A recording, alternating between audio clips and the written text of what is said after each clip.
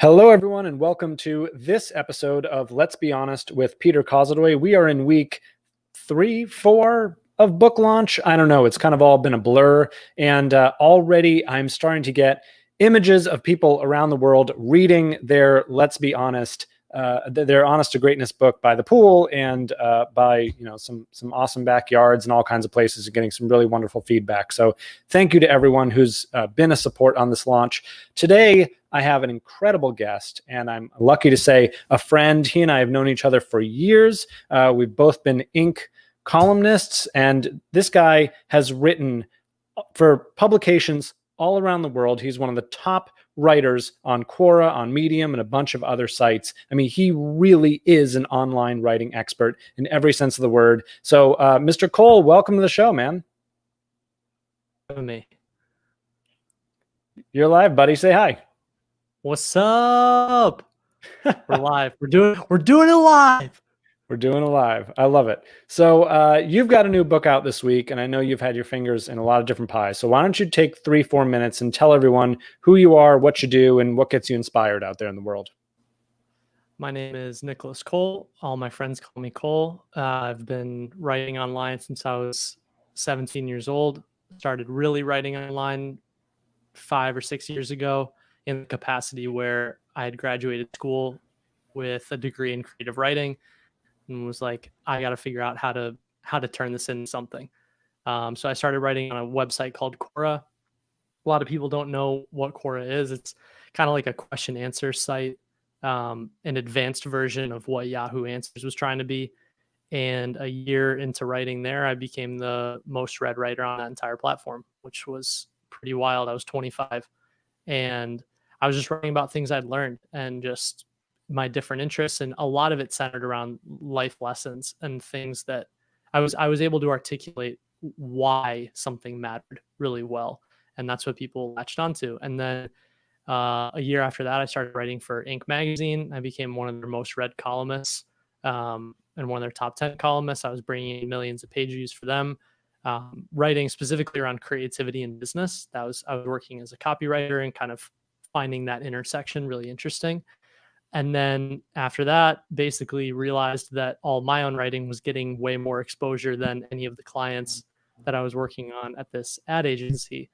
And I came to the realization that that's because people want to hear from people. No one cares what Walgreens' opinion is. They care what Walgreens CEO's opinion is, And so taking that, I left the advertising world and built a company called Digital Press.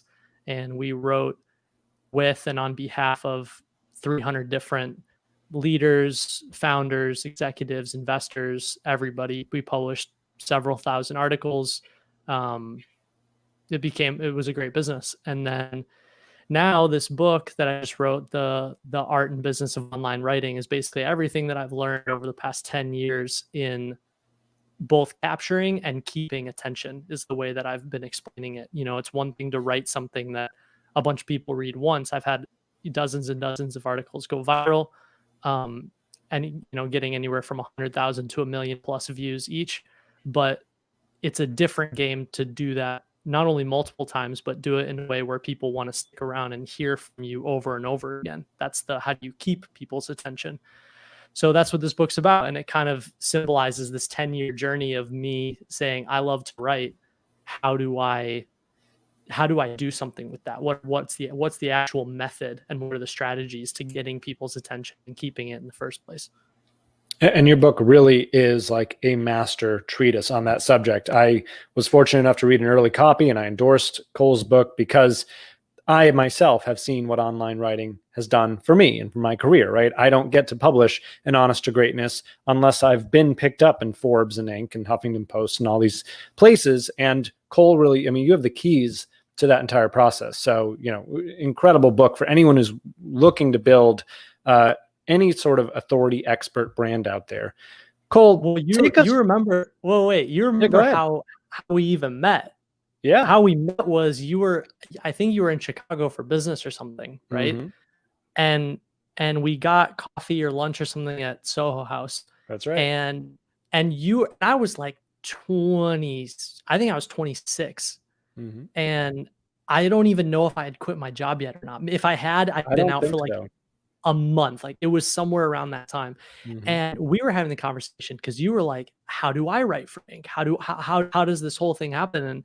And I remember like that was in a weird, I don't know if we've ever talked about this, but in a weird way, that crystallized a lot for me because I looked at you and I was like, well, you're running your own company and you know you've got your own agency and you're asking me what you should do. And I'd never really done that. It's not like I was consulting for people. I wasn't, you know, I was literally just sitting with you at Soho being like, yo, man, this is what I do. If you want to do it, you know, and I don't know. That really started a lot because now I've shared that same recipe with seriously like hundreds and hundreds and hundreds of people. Wow, I didn't know And it that. You will, never told me that. I mean, but it makes sense. I am a catalyst in those kinds of ways, so I'll expect my royalty check any day now. As yeah, a and you and everybody else. Yeah. So Cole, show's called Let's Be Honest. So take us to a time when, as a leader, as a writer, right, as a business guy, you had to get brutally honest with yourself. What was the situation? What did you do, and what happened next? Way too many stories to tell. Um, Man, so many in different capacities. One of the big ones was the first book I wrote was called Confessions of a Teenage Gamer. And I spent 4 years writing that book. And when people say like I spent 4 years writing a book, like that usually means I spent 3.5 years thinking about it, and then I spent 6 months doing it. Mhm. I literally spent 4 years writing and rewriting that book. I rewrote that book 4 times over, completely differently.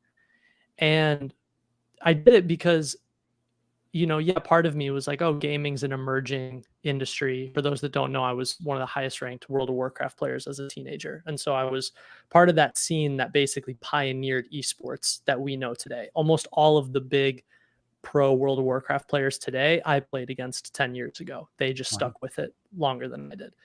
And after I spent all that time reading that book, it meant a lot to me and I put it out into the world. But I sold like 40 copies, you know? And it's not that I regretted that because I think writing that was amazing, but there was something about that experience that really showed me that was the first big moment where I had to be honest with myself about like what are you going to do with writing and what do you want this turn into? And if you want to make art, which is what I considered it, you have to be okay that you're not doing it for a financial outcome. You have to be okay with that result. And still today, like that book's gone on and it's sold, I don't know, a couple hundred copies or so. And I still get people that read it and go, that was amazing. That was me as a teenager. And that's why I wrote it. I loved that was what I was doing it for. And maybe 30 years from now, people will be like, this book was a banger and you knew more than you thought you knew at 25. But there was something about putting it out and being confronted with the reality of it that's where I had to go, okay, well, what else am I going to do? And that's what made me start a company that then allowed me to do other things like write memoirs or write poetry or write other things that I care about. So that was one. The other big one was, which we talked about, was like, oh man, almost a year ago today, I took a trip to Mexico. And I was just laying in a lagoon reflecting, and I realized that I was just really unhappy. I'd built this company. We had, 24 full-time employees. We had 60 clients. We were doing 7 figures in revenue. It had grown very quickly in 18 months. And I was just like, I'm burned out. And this whole business is built around my expertise in writing. We tried so hard to scale it and make it scalable and put procedures in place and like teach a style guide. And like I tried to make it this thing that I was like, oh, it's not just me. Anyone can do it. And a lot of the principles held true, but it was really, really hard it's hard to scale something as subjective as writing. Mhm. Writing is a craft, writing is an art form. So I can templatize it all I want, but like, there's a difference. There's a difference between me writing versus someone else writing. So I came back from that trip and talked with my co-founder and just said, this isn't working for me. And he was feeling the same way. So we made the hard decision and we let everybody go. We whittled our client list down from 60 to like 8. And I was like, I'm just going to ghostwrite and co-write for a small handful of people. And I'm going to have my life back. I was literally working 12 hours a day for 2.5 years. And I had, that was brutal. That was brutal. Yeah. And, what I'm hearing you talk about is particularly, entrepreneurs like you, me, and so many out there, we have choices. We can do anything we want. And then we end up boxing ourselves in. And that could be due to whatever things society tells us we should do or have, things our moms tell us we should do or have, business partners, whatever, influencers. And, I like to remind entrepreneur clients that I have, like, you can fire all your clients tomorrow and restructure the entire business. We get to do that. That's the thing. You can, just the whole time you feel like you can't. Yes. And probably the closest mentor I've ever had in Chicago, I've had this conversation with him a lot the past year, just kind of reflecting on all of this. And he's an entrepreneur too. And he would say to me all the time, like, sometimes you set out to build a kingdom and you end up building a jail cell. Mm-hmm. And that's the reality. Like, is building a company amazing? Yes. But sometimes you give up more than you gain in the process. Mm-hmm. And it took me a really long time to realize that not every business is meant to scale. Not every business is supposed to be the next Salesforce. Not every business is supposed to be a high growth tech startup. Like, there were a lot of decisions we were making that was like, how can we think of ourselves as the next, social platform? But that's not what we were. So why were we holding ourselves to that standard? It was, man, to me, no better way to spend my 20s, because the amount of learning that I got to do, I just turned 30. So like my late 20s, like, oh my God, man, like, you learn so much. Yep. Ditto. Yeah. Same. And, Cole, you and I talked about this. I mean, very similar journeys. And it all comes back to how honest we're willing to be about what we've built, what we really want, what power we have or don't have. So, thus honesty. Tell us, Cole, about, over all the things you did, all the lessons you learned, what's your highest high, something you look back on that you are most proud of? And then tell us something that is perhaps one of your lowest lows that you wish you could maybe redo. Man. Well, I will definitely say I think the highest high was publishing my first book, which was Confessions of a Teenage Gamer. That time in my life was fucking wild. Sorry. It was wild, man. Like, in the same month, I quit my job, what was it, September 2016. Mm-hmm. And in the span of 30 days, I went from, I was living in a studio apartment, north side of Chicago, with, I don't think my heater was from 1926, like, it made gunshot noises at night when you turned it on. My AC was hanging out the window and couldn't even fit, so you wouldn't even really get the whole apartment air conditioned. It had one room. I didn't own a TV. I didn't allow myself to have internet for 4 years so I could write this book. That's the true story. Did not have internet in my apartment for 4 years so I could write this book. And all I had was a bed, a desk, and a keyboard, because I make music too and I play piano.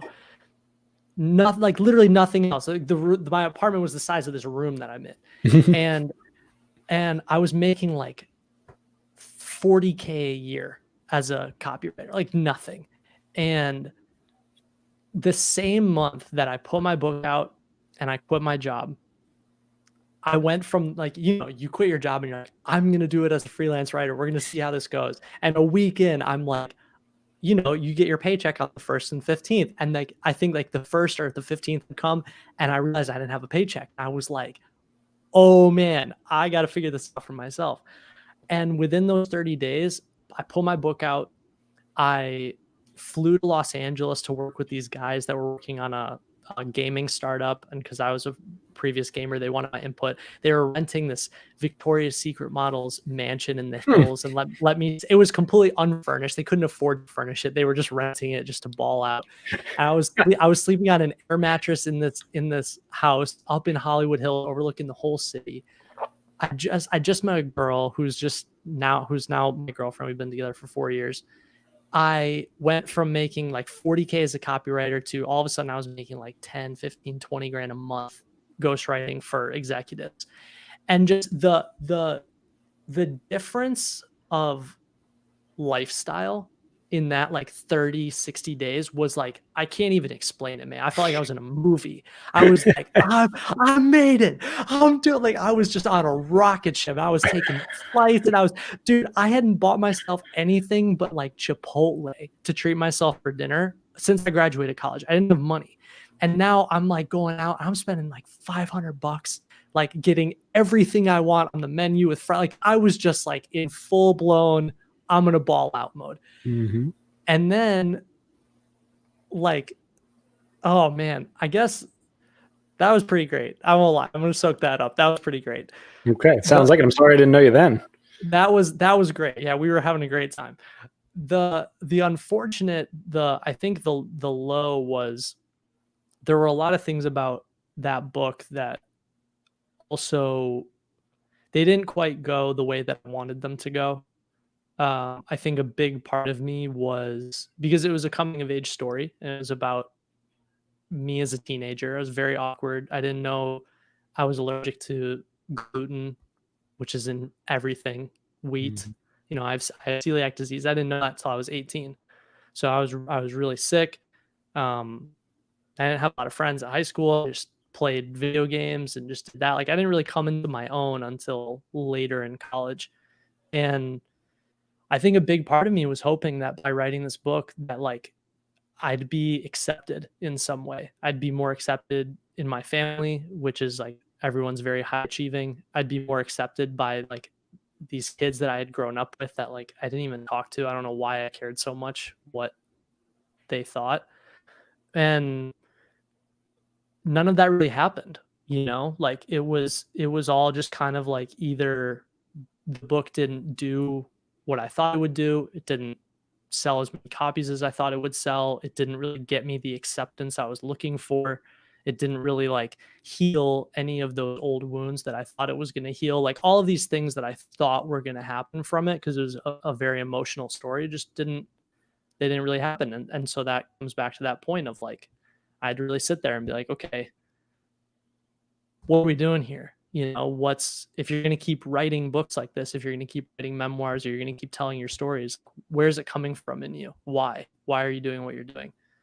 So, and that was hard, man. I was really depressed for a long time because of that. And I like threw myself into my work and I just kept building this company and I worked myself to death. I ended up in the hospital with shingles like a year and a half in. And I was literally like sitting in my apartment downtown LA. I'm in a different apartment now, but like I was sitting there and I was on painkillers because I was in so much pain. I was on meds for whatever, trying to fix this virus that was going on in me. And I'm still taking like 8 calls a day, doing interviews with, you know, new hires and doing sales calls with clients. And I just didn't slow down. Like my body was like, you need to chill. And I just couldn't. And it took me a long time to realize that it was because I was really depressed. And I was like, I'm going to work myself to death. And more importantly, I'm going to become so successful that nobody can tell me anything. And then, you know, and then it takes you doing that. And you realize like the only person I'm hurting is myself. It's not, you know, this isn't really getting me anywhere. Yeah. The quest for validation. It's definitely been something. Yeah. I mean, definitely been something I've had to reckon with too. So I feel you on that. And I tell, you know, in chapter 4 of my book, you know, I tell the story of how I had to get honest with myself. And so, you know, you just turned 30. I don't know how you're dealing with it. I did not deal with it well. And I finally had to go back and ask myself, like, why all the frustration? Why all the, you know, failure of personal acceptance, all that? It's because I had actually never gotten over the fact that I didn't go to the Olympics as a figure skater and didn't go to Harvard. You know, and those were just 2 big failures that I just hadn't, like I was living in the dream state Peter, like, did that really happen? The cognitive dissonance, Peter, I think is the technical term for it. So that's a good way of putting it. Yeah. So I It's love hard. that. Yeah, it is hard, but there is no other way. Like, you wrote a book, looked back at it and was like, why don't I feel any better? I built a great company and I was like, why don't I feel successful? What the heck? Those things are, they have nothing to do with each other. That's what I had to learn. I think you'd agree with me on that. Yep. Yeah. You think it's going to give you something or change something. And like, I guess what's weird is in a lot of ways it does.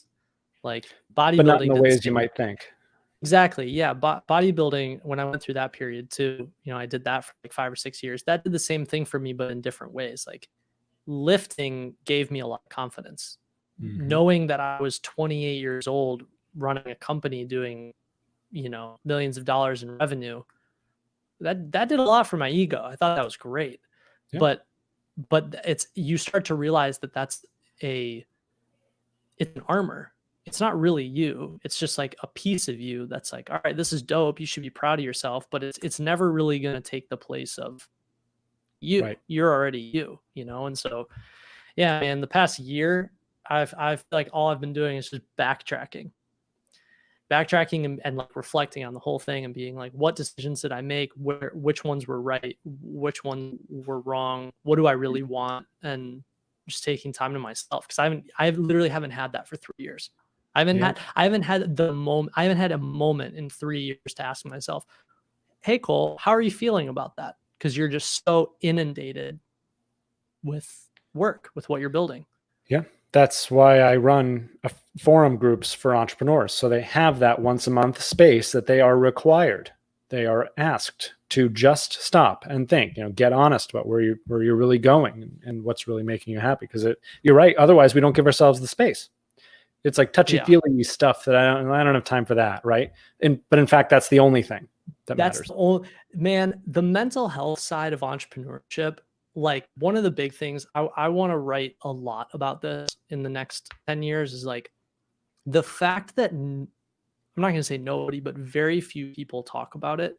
And very few people are ever honest about, like, it's crazy to me, man. And what sucks is I saw myself fall into the same thing, but I would grab, lunch, or I would catch up with other friends that are entrepreneurs. And I would be like, how's it going?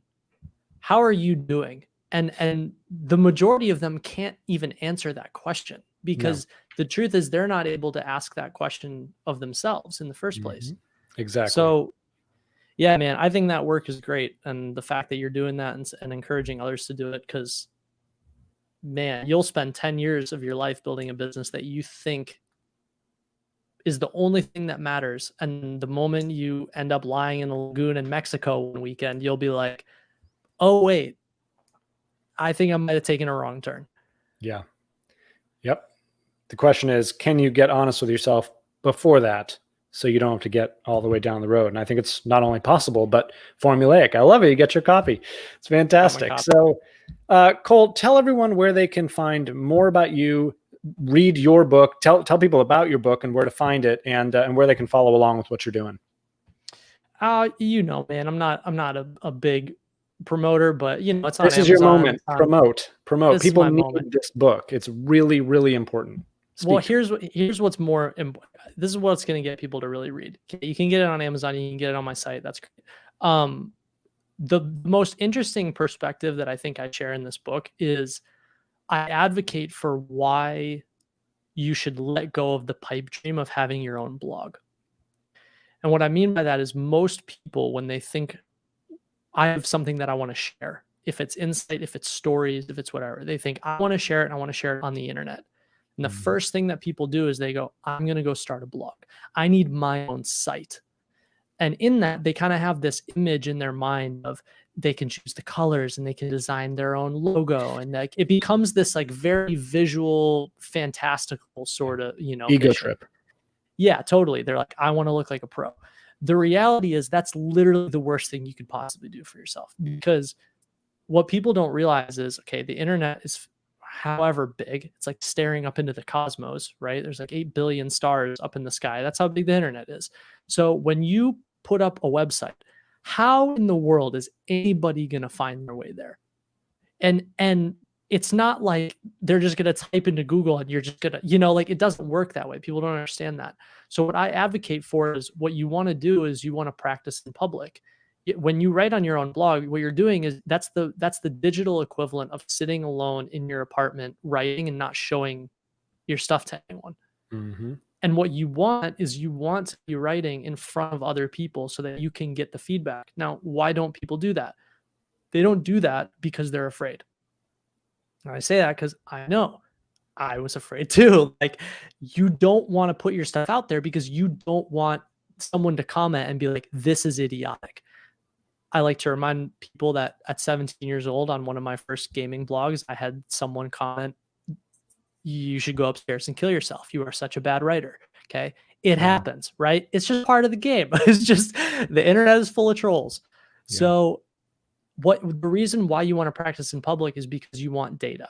Data is going to tell you what's working and what's not. The faster and the more data you can accumulate, the better you're going to get, and the more you're going to know what people want to hear about from you. The more you know that, the more you're going to write things that resonate with people, and then the flywheel just continues and it goes over and over again. So that was like the central thesis for this book, is that I'm going to shift your thinking from, this is the way that everyone talks about it. Even like really well-known writers are like, here are 5 steps to building your blog. And I'm like, what are you doing? No. So I'm going to shift your thinking from here over to here. And then once we're over here, I'm going to give you all of here's how you play the game. And here's the rules of the game, and here's how to not give up in the process. And here are all the different templates that I use for thinking about writing headlines and engaging readers and sentence rhythm. And it's all in there. This is like, you buy the video game and you get the cheat codes. The cheat codes. Here are the cheat codes. Yep. It's amazing. And remind everyone for a moment, how many hundreds of millions of views does your writing have online?